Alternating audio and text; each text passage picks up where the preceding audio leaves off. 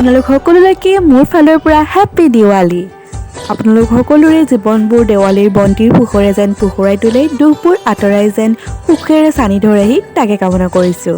ভালে থাকক, সুস্থ থাকক আৰু সুৰক্ষিতভাৱে দেৱালী উদযাপন কৰক।